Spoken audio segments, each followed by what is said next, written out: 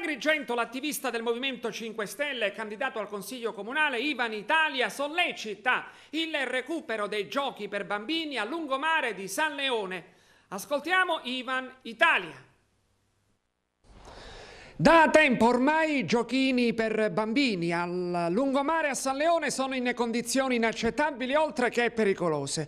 Ivan Italia, di tasca sua, è pronto a consegnare 100 euro al comune, altri 100 euro li richiede alla commissario Giammanco per riparare gli stessi giochini. Sì.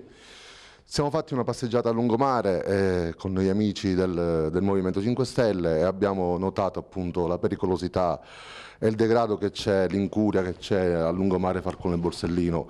I giochini sono ridotti in una maniera vergognosa, ci sono scaglie di legno che escono dai pannelli, c'è ruggine, chiodi, ci sono anche i bulloni dei vecchi giochi che sono stati rimossi, che escono fuori, quindi un bambino si potrebbe fare male. Io chiedo alla dottoressa Giammanco di intervenire in questo senso.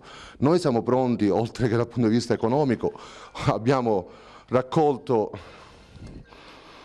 100 euro perché di queste disponiamo per poter partecipare ad aggiustare i giochini. Oltre a questi 100 euro mettiamo a disposizione anche la nostra manodopera e la nostra volontà. Una città turistica come Agrigento non si può permettere di presentare un lungomare che dovrebbe essere il fiore all'occhiello della nostra città in questa maniera. Quindi questo è un appello che faccio col cuore alla dottoressa e a tutti coloro che vogliono aiutarci a dare un'immagine diversa, normale di Agrigento.